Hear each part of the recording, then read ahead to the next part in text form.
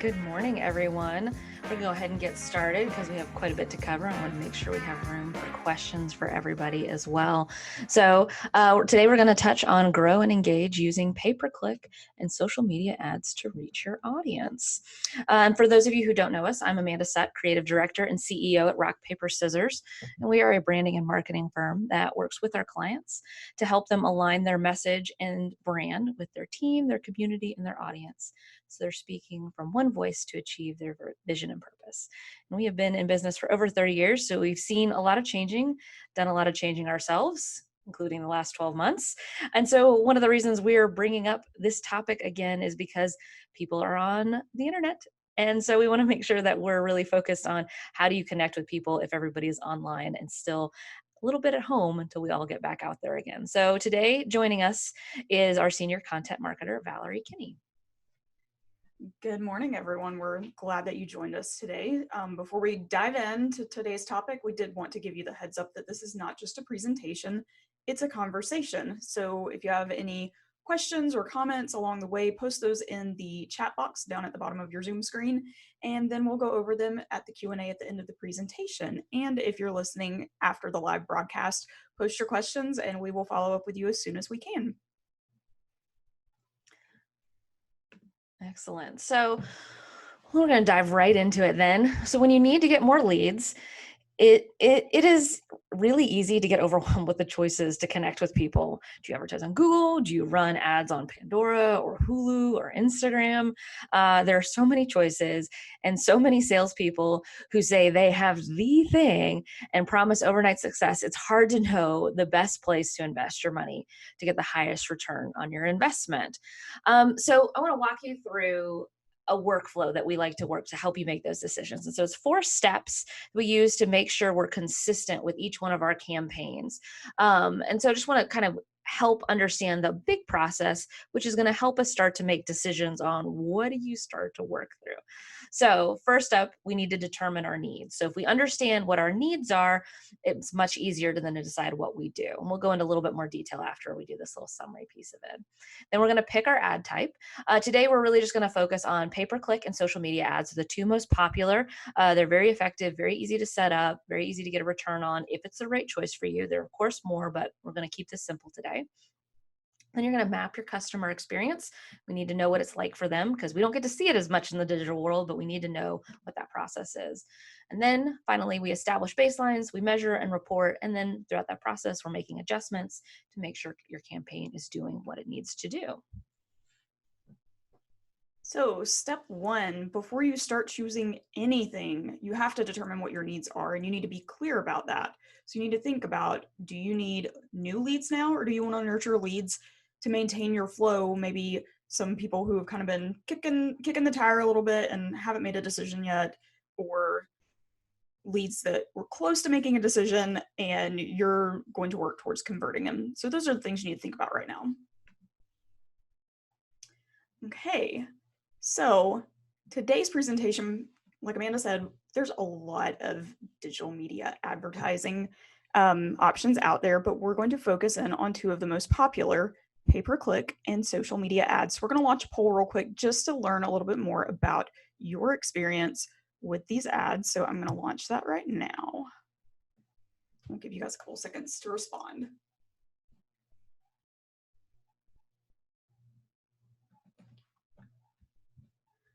While you guys are posting your responses, we're going to move on to the next slide, which is the sales funnel. And Amanda's going to tell us all about that. Sure. And so thanks for your responses. So we have a mix, some people who haven't used this before, but then also people who don't feel like it's been successful. So that's a great mix of people that we want to be able to work through with this with you. So, all right. So let's talk on the handy dandy sales funnel. This is probably one of my greatest tools and favorite tools when we're starting to talk about this because it helps us make better decisions. So just to kind of walk you through what this is a quick recap of, to refresh your memory, if you've never heard about the sales funnel before, we have done an entire webinar about it. And so Valerie's going to post a link to it in the chat. Just to give you guys a chance to, if you want to dive deeper into it. So I'm gonna hit super high level on this for right now. So basically, we look at 5 kind of steps for it. The first one is our awareness stage, the blue one at the top. And this is just reaching leads. It's people just knowing that you're even out there. Then we get into interests, like, oh, is that something that I need or not? And that's the point when you want to start to capture your leads. Then it moves into decision. Okay, are you, is it you or your competitor? And working through that process. And so that helps to go back and forth.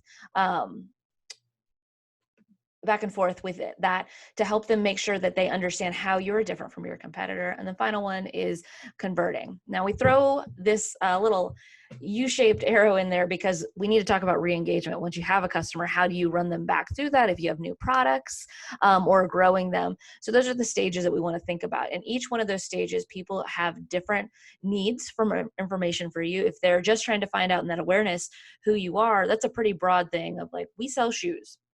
Versus getting in, you don't want to, if somebody just wants to know what you do, you don't want to get into the very specifics of, the colors and the sizes and do you want a fitting? No, they need to figure out if they actually need shoes first. So just understanding that that's the process that people go through every time they make a decision. And even though we're in a digital world and everything is faster, we're still humans, and it still takes the same amount of process for us to go through to make a decision in order to be comfortable with it. And it's balancing both the emotional side of it, of how do they feel about it, and as well as the logical feature side of it too. So that was your 60-second version of the funnel. And we'll bring it back in a little bit in just a second to help you guys see what that is as well. All right, now we'll dive into our first channel. Okay, real quick, Amanda mentioned that we had a link for you guys, and that is in the chat now. That is to our previous ad strategy webinar. So that is in the chat in case you guys want to check that out. So diving on in to pay-per-click, with all that background information in mind, let's start talking about what this is. It is an advertising method used to drive traffic to websites, and that includes running ads on sites like Google, Yahoo, Bing, all your search engines. So kind of to get you thinking about what this is and kind of tie it in a little bit more, you might remember using pay-per-view to watch a movie or a boxing match or some kind of big sports event. And pay-per-click advertising, or PPC as some people call it, is pretty similar. With pay-per-view, you're paying a fee in order to watch that specific movie or program. With pay-per-click, you're paying a fee each time your ad is clicked. So we said it's kind of like pay-per-view, but it goes a little bit deeper and there's a lot more into the process. So here's kind of an example of how it works. So a business is going to select keywords that they want to bid for. So this could be Atlanta Kids Haircuts or Gwinnett County Insurance Agency. And then potential customer prospect goes to a search engine, searches for those services or businesses using different keywords or keyword phrases in their search that match what that business has put in a bid for. And then that business, in this case, either the hair salon or the insurance agency, shows up in the search results. And their position of ranking will vary based on the bids, but the business is only charged if someone clicks on their ad. So you're not charged until somebody clicks on your advertisement that's out there.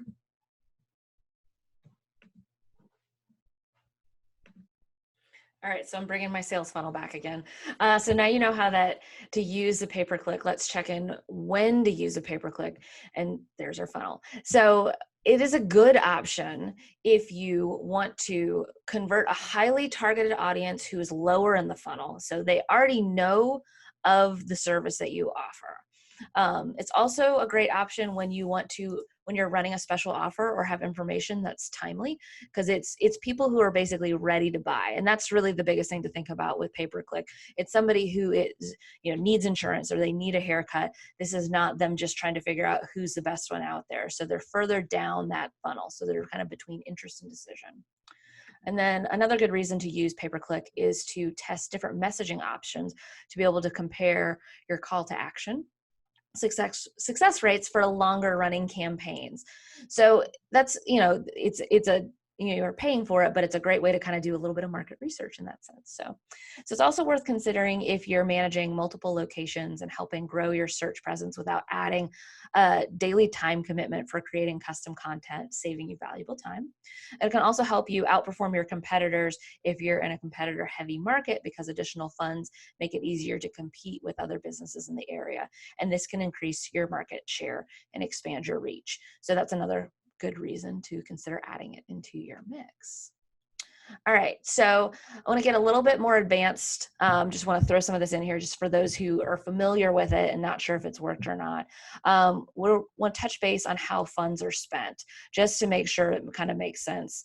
And Valerie touched on this a little, but basically understand that each click is like a small card swipe. So you get charged for each time somebody's clicks, not just when it's viewed. And before an ad is shown to a prospect, there is an auction process. So part of pay-per-click is we set bids of what we're willing to spend on a keyword, is really what this comes down to. And that's what determines our rank when we display on Google or Bing or Yahoo's search results. So how do we get in that first, second, third position depends on that auction piece. So certain industries, it's a lot more expensive than other ones. Personal injury, very expensive because of that. And so that auction factor, there's a maximum spend for you've proposed and for the competition of those.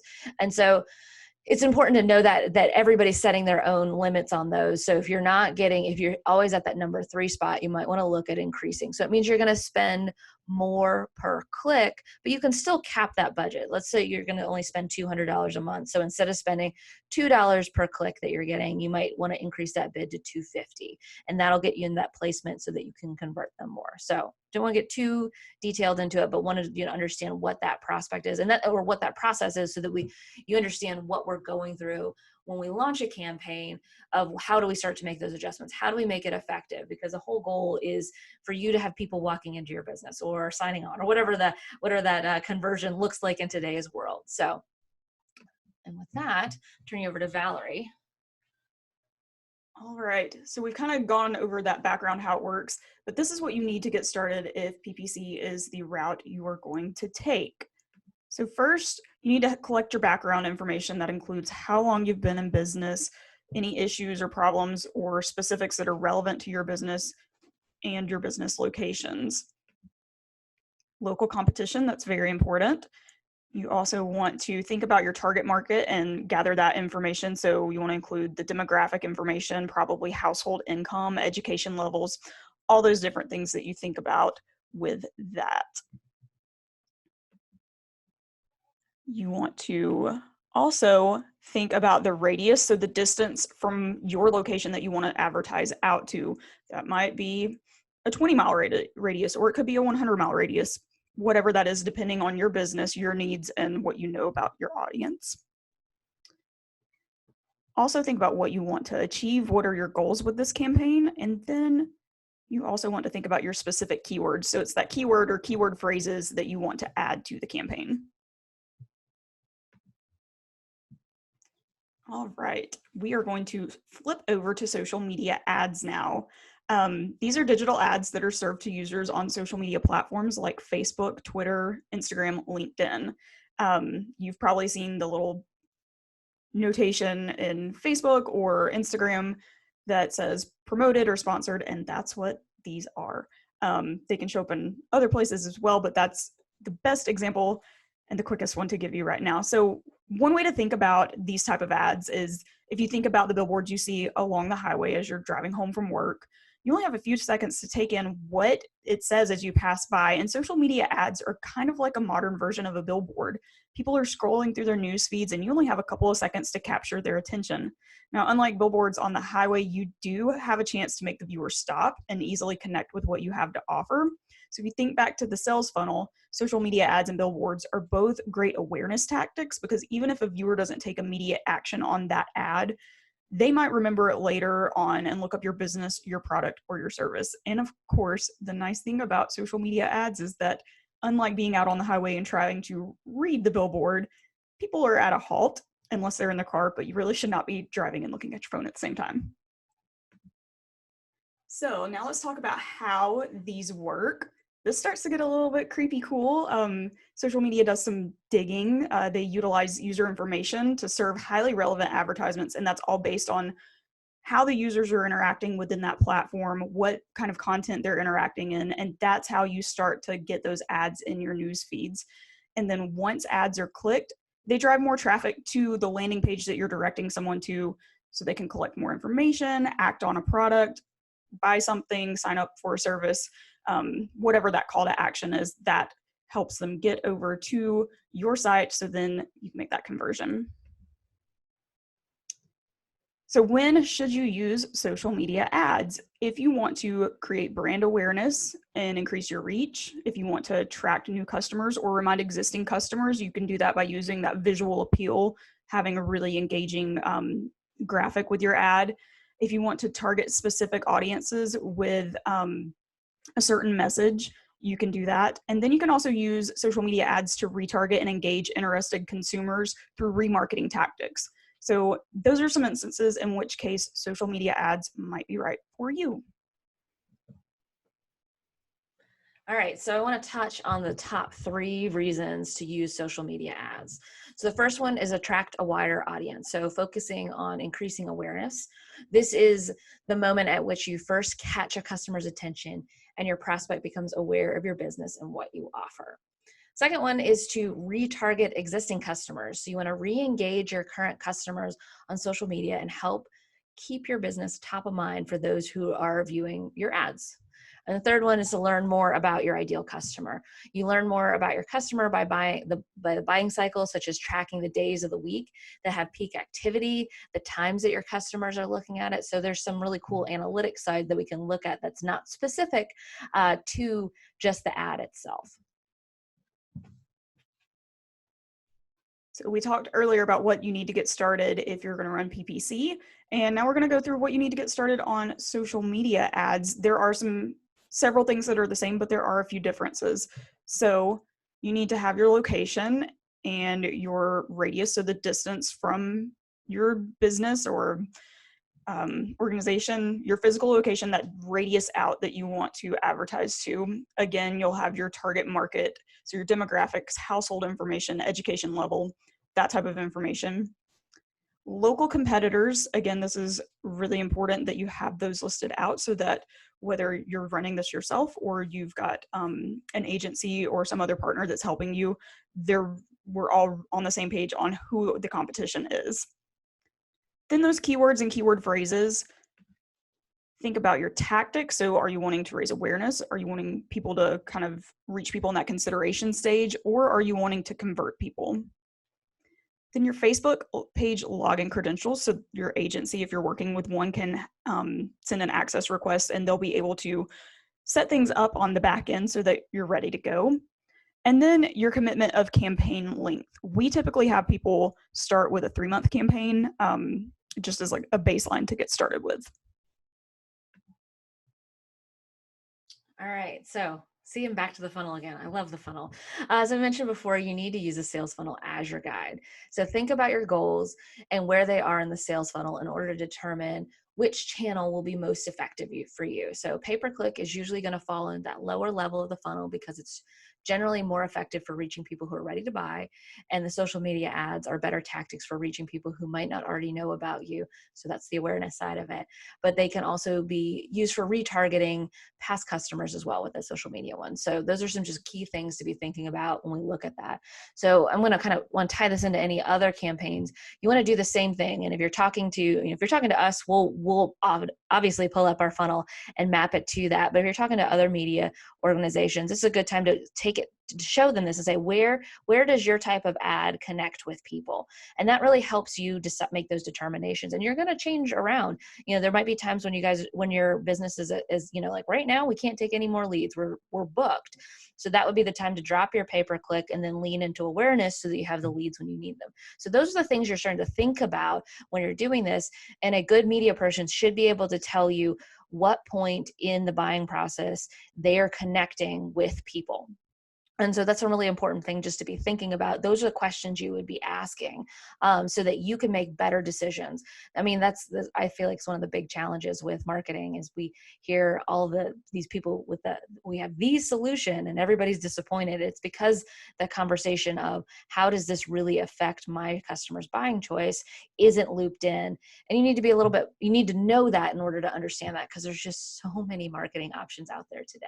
So with that, I do want to start flipping us and talk a little bit about the customer flow, because this is an important part of it too. We just talked about where they are in that buying process. So we also then need to think about what actually happens once they touch your ad. That's all part of this. If, if they're thinking about it, how do you nurture that relationship? Then how do you actually convert that sale? And so what this means is, you want to think about this. Once that ad happens, what happens next? So in this instance, we want to be able to have a demonstration of purchasing shoes. So there's an ad on social media. So we're doing social media ones here, which then if they click on it, goes to a landing page that goes straight to the shoe that they want to buy. And then they can have a purchase there. Now, if we're talking e-commerce, there's a lot of like follow-up abandoned cart things that you can add in if somebody abandons that cart, to remind them that this was something they were interested in, which could tie into some social media ads sometimes. So there's a lot of different ways to interconnect this campaign, so that if somebody clicks on that ad, sees it, that you start to use a retargeting piece of your digital media so that people don't forget. Because a lot of times we get distracted. I mean, that's the truth of the matter. We go to buy it, we didn't have our credit card on us, or somebody interrupted us. And so we can use technology to really improve that. So I do want to show you bad versus good workflow, because it's really important to understand that this is where you can really mess things up if you're not being on the ball with this. So a bad workflow, we're going to use the same shoe ad. Here they click on the ad and it goes straight to the homepage. Well, you just made it really hard for them to go find that shoe. Now they had to figure out, it has some sprinkles on the heel. Like, is that a keyword that I could then search in there? And we are so busy, we're not going to look that up. So a good workflow, if you're going to highlight a specific product, like in this instance, you do need to go straight to the page to make it as easy as possible. You want to remove as much friction from this process. And you really want to sit in that idea of, what is it like when they click on the ad, they go to a landing page, and when they're on that landing page, is it very clear what they do next? So going back to that, like, how do they swipe that credit card to bring that in for you? All right. So now we want to start getting you to thinking more towards measuring success and what that is. And so your reporting is going to be key in this. You need to think about which indicators will let you know that your efforts are working and what success looks like. And really, you kind of want to lay this out early in the process so that as you're getting reporting in, you can look at things and say, hey, do we need to make adjustments, or what can we do better next time? So looking at that reporting regularly will help you make sure that your investment is paying off.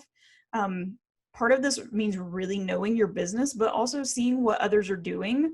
You can usually find some average statistics for other businesses in your industry, and that gives you a good idea of the types of success other people are having. So give you an example. If you're a retail business selling masks, hand sanitizer, soap, whatever that is, your goal for your Facebook campaign is going to be completely different from a larger purchase like a trip to Disney World, or, cruises are apparently opening back up later this year, and I've already seen ads for that. So your goal, you need to think about your industry specifically when you're kind of looking at the stats and looking what other people are doing, versus just saying, I want to see every Facebook ad that's ever been out there. That's not going to give you anything really solid to work from. All right, so as we are closing up today, please feel free to post any other questions in the chat. We'll go through those. I'm going to start with Stephanie's question about promoting social media, or just promoting chamber events, and where to go for. So Stephanie, feel free to just put any questions in the chat as we're kind of going back and forth with this. So I'll kind of freestyle, like working through what this would be. So there's a couple different things you're going to want to consider, because we just said social media ads in general. We weren't getting into the platform specifically. So that's something you want to dive into, is where is your audience spending time? So that might even be worth sending out a survey to understand, what is the breakdown of the chamber's audience? What social media are they using? My guess is a lot of them are going to be on LinkedIn, probably still on Facebook, and trending some on Instagram with some of your younger audience. So with that, each one has a little bit different process. Facebook and Instagram are both owned by the same company, so that makes it a little bit easier to run it on both and see if you want to keep it there. Facebook also allows you to import a list to generate well, let me step back on social media ads can be run publicly, like for the general public based on keywords and demographics. You can also just run them to your followers too. So that's another thing. We can get really very specific in there. So if the chamber has a broad reach of a good list of followers, that's something you could just really hyper focus that, so that when your members are online and checking out their feeds, that your ads for your events are popping up. So this is a little bit a combination of, you're going to hit all phases of the funnel, because you want awareness for people to know that there's an event. You also want them to buy the event or buy the ticket for the event. So social media might be a stronger choice. With pay-per-click, we can't target people as much. It's all by IP addresses, whereas on social media, all day long, people are basically, by whatever they're posting or liking, telling the social media platforms what they like. So it makes it really easy for social media platforms to deliver. So another one to consider would be LinkedIn. LinkedIn is expensive, but if your members are out there and if they're spending their time on there, then it's worth it. So generally speaking, I think it would be social media is probably going to be the stronger choice. If you're doing just membership, because you're going after a very specific niche audience with, and I assume, and you can comment otherwise, a niche audience, it's your members or business owners. Whereas if anybody's your audience, social, and it could be a mix, but I think social media would probably be a stronger choice for that. All right, Yvette. About to open my salon. I was actually shopping around for an internet, and they offered banner ads for $80 a month. Is this a good place to run an ad? Would this be a type of pay-per-click? Okay, so that's it depends if it's a pay-per-click or not. Typically, if there's a banner ad, we would call it a display ad. And social media ads are also display ads. So that the difference is there is a graphic that goes with it. Whereas pay-per-click is typically just text it's in the search. So that would be the difference. So it could be a display ad that they only charge you if people click on it, so that we're getting into the kind of the nitty-gritty of it. But typically we call pay-per-click ads the social media, or I'm sorry, the search engine ads. But I'd be really curious with the banner ads. So the questions you probably should ask them is what type of reporting do they do, and how are they displaying your ad? Because it can be a combination of a couple different things. Sometimes they charge by, usually it's by 1,000 views. And so after that ad's been seen 1,000 times or whatever, it's in increments of 1,000 is probably the better way to describe it. Then they stop displaying your ad, which is fine. Like if that's what it is, and then you can decide to increase it. But you want to work with somebody who's willing to give you reports on it. Because if we're talking digital and they're not willing to give you reports, it's not worth the money, because you want to see, okay, there we go, 10,000 views. Okay. You want to know how long that 10,000 views will last you. So it's also really good to go ahead and ask them how many people are on the sites. So what kind of traffic they get. Also ask them who's on their sites. So you want to make sure that the traffic that they're pulling to their website actually matches your demographic. $80 for a banner ad. I mean, that's not an outrageous price to test it and see how it goes. But if you don't get reporting, it's not worth the $80. But if you can get reporting and see what it's like. Now, when you give them the banner ad, you're going to want to give them a link to be able to replicate the idea of a landing page. So you want to be able to track that.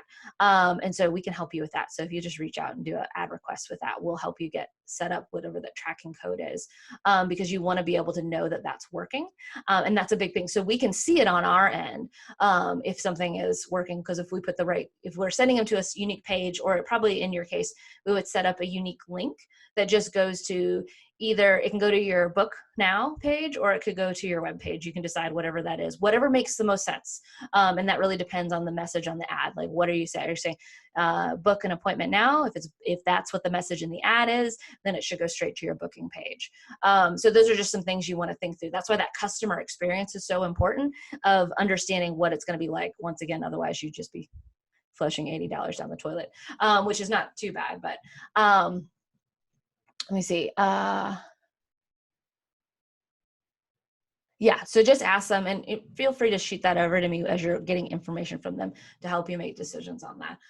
But yeah, it's if they're not willing to give you that data, just stop talking to them. That's really kind of starts to separate out, because a lot of people, like the less, let's call them the less ethical marketing and digital marketing companies, they're not organized enough to do that, and they're just trying to get as much as they can for these little kind of microtransactions. And so that's the easiest way to understand if it's actually a good advertising source or not, or are they just trying to see if they can get advertising dollars on their website. Everybody's it's easy to fall into that hustle side of it. So, all right. So feel free to keep posting in the chat. We have some other questions that came through earlier this week. Is a social media ad different from boosting a Facebook post? And the answer is yes. Because if you're boosting a Facebook post, you're just taking a regular content you have and pushing it out there. It is a form of social media advertising, but it is very different. It is a lot more hands-on because you're still creating regular content out there and it's about engaging with your audience and usually growing your followers, as opposed to a transactional base. Whereas the ads, it's more like I don't want to say set it or forget it. You set it and then you adjust it. You set it and then you make little micro adjustments to make sure it's getting you what you need.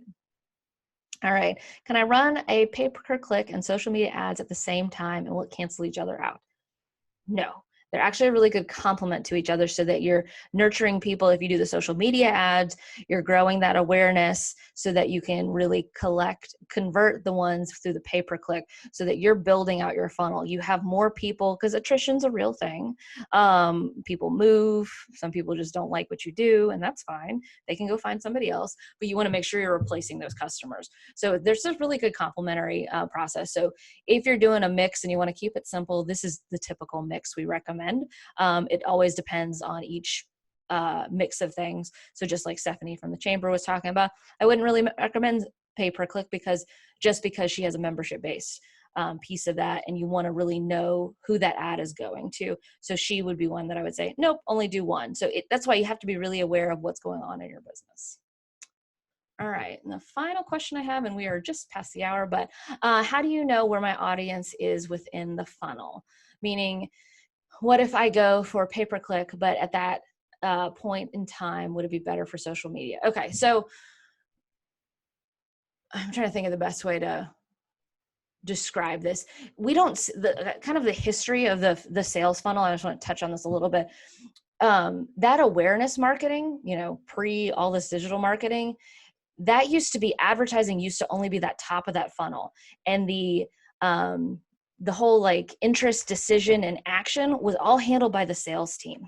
So it used to be very well controlled. You really knew that process. But as things have gone more digital, it's flipped.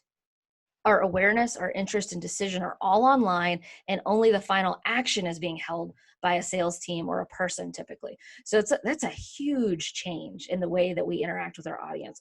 So the challenge that you run into is a majority of that funnel, you're not talking to your audience. So that does make it a little bit tricky. So kind of like hitting to this point of how do you know where they are with it? Part of it is the better you know your audience and you just talk to them and just be curious of like, how did you find us? And what is that like? And doing surveys will help you understand that. So if you stay engaged with it, they'll tell you that. And a lot of people just want to be heard. So if you take a minute, like if you're at some type of in-person event, just ask them, see what's going on. How did you find us? Get curious. They'll feel like they'll end up being a better customer to you because you took time to invest in them, but then you can get some really good information out of them about what that sales process is and what were they looking for. So just pick a couple people, and you might even have some good customers who are really chatty and know how to articulate well. And those might be really nice ones, like the next time they're in your office or salon or wherever you are, just say, hey, I want to take 5 minutes and ask you some questions.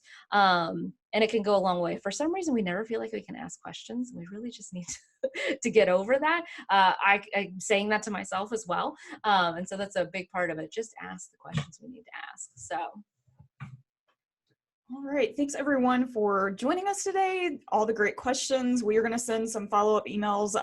We'll probably get one out later today or tomorrow, and then we will follow up with the recording of the webinar next week and some other resources. But before we let you go, we wanted to go ahead and let you know to mark your calendar for our next webinar on April 29th. We are going to be partnering with our friends at the Community Foundation for Northeast Georgia and Magnolia Media to review some marketing trends for nonprofits in 2021. A lot has changed in the past 12 months. We all know that. And so we're going to dive into what that means. Just because it says nonprofit marketing on this webinar, I will go ahead and tell you, probably anybody can benefit from some of this information, so don't let that hold you back from signing up. We'll send a link out next week with that information. So a lot has changed in the past year. We're going to dive into it. We hope you can join us, and we will see you next time. Thanks, everyone.